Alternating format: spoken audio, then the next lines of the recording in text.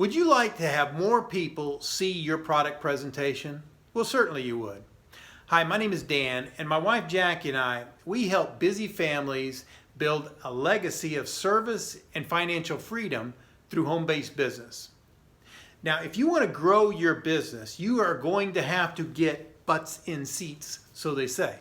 And what that means is get eyes on your presentation. You need to attract people to what's going on. And how do you do that? Well, you do that by building rapport. Now, we talk a lot about a rapport because rapport is important because it's what moves you toward know, like, and trust. And people buy from people. They don't buy your product, they're buying from you. And so they have to know, like, and trust you first and foremost. But when we talk about rapport, there's a big spectrum, right?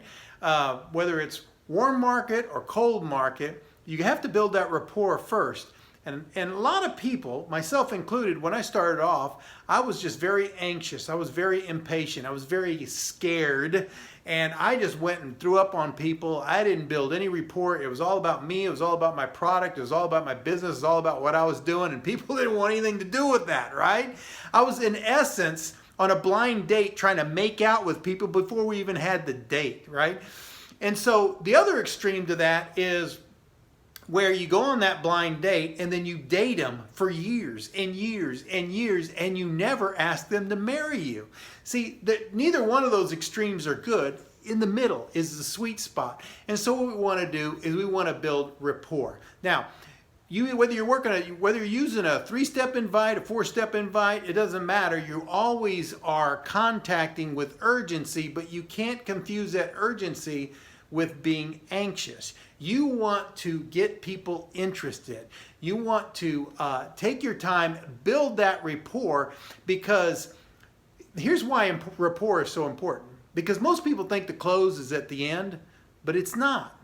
The close actually begins in the invite. So don't you think it would be important for you to have good rapport while you're closing? Certainly it should be. So let me go through these again. Rapport is important. Rapport is important. And you don't want to be over anxious, and you don't want to take a Sunday stroll that moves into the new year, right? You want to be in the sweet spot. You want to build rapport. You want to attract people. You want to make them curious to what you're doing. And then you want to make sure you build that rapport at the invite, because that's where closing begins. I hope this was helpful to you.